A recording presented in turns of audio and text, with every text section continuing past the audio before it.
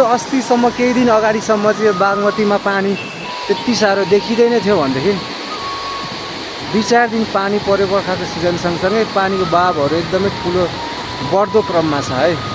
माथिपट्टि त्यहाँ पुलमा गाडीहरू हुँदैछ, यो चाहिँ नारायणटारको पुल हो साथीहरू होइन। पानी तपाईँहरूले देख्न सक्नुहुन्छ बागमतीमा पानीको बहाव ल हेर्नु बढ्दो क्रममा छ।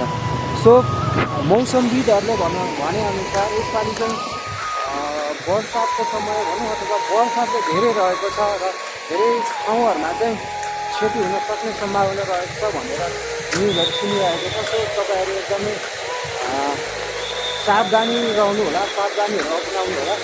बर्खा यसपालि पानीहरू धेरै पर्ने सम्भावना छ भनेको छ। पोहोरको साल पनि एकदमै दसैँ छेक असोजमा परेको पानीले रोसीले लगायत देशका विभिन्न ठाउँहरू एकदमै क्षति गरिएको थियो होइन।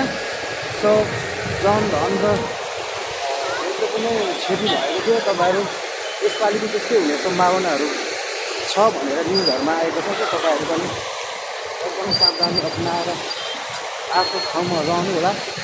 यहाँबाट म अब तपाईँलाई त्यो पानीको बहावहरू देखाइसकेपछि म अब यहाँ नारायणटारको पुलबाट क्रस गर्ने क्रममा छु। तपाईँहरू हेर्दै गर्नु होला। यदि तपाईँहरूले मेरो च्यानलमा पहिलोचोटि भिजिट गर्दै हुनुहुन्छ भने म विश्वास गर्छु कि तपाईँहरूले मेरो च्यानलमा सब्सक्राइब गर्नुहोस् र मैले बाँकी भिडियोमा अगाडि बढ्नको लागि हुनेछ।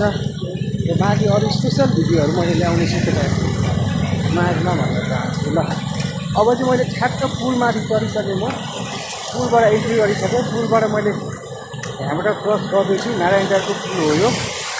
जो यहाँबाट चाहिँ ठ्याक्क यहाँबाट माथितिर गयौँ भने चाहिँ हामीले माकलबारी प्रवेश गर्छौँ। माकलबारीबाट सिधा माथि गयो भने हामीले गोकर्णतिर जान सक्छौँ। त्यसै गरी म चाहिँ अहिले यता लामाबम तर्फ अथवा शङ्करपुर हस्पिटलतर्फ लाग्दैछु। तपाईँहरूलाई फेरि पनि म यहाँ माथिको पुलबाट फेरि पानीको बागमतीको पानीको बहावहरूलाई तपाईँहरूलाई देखाउनेछु ल। हेर्नुहोस् यो चाहिँ नारायणटारको पुलबाट खिचिएको बागमतीको पानीको बहावहरू हो। तपाईँहरूले हेर्न सक्नुहुन्छ ल। बागमतीमा यत्रो पानी भइसक्यो भनेपछि देशका विभिन्न ठाउँमा ठुला नदी खोलाहरूमा त झन् एकदमै धेरै पानीको बहावहरू बढिसकेको हुनसक्छ। सो तपाईँहरू एकदमै ध्यान दिनु होला भनेर म अनुरोध गर्दछु र तपाईँहरूलाई मैले सल्लाह पनि दिन्छु। र यस्तै यस्तै नयाँ भ्लगहरूमा तपाईँहरूलाई स्वागत गर्छु। तपाईँहरूले पनि त्यस्तै भ्लग हेर्नको लागि मलाई पनि सपोर्ट गर्नु होला। हामी एकअर्कामा सपोर्ट गरेर अगाडि बढ्नुपर्छ होइन। त्यो गाइडहरू त्यही भन्नु चाहन्छु है। अब चाहिँ म यो बागमतीको पुल यो नारायणटारको पुलबाट क्रस गरेर ठ्याक्क पुलको इन्डिङ भागमा आएको छु।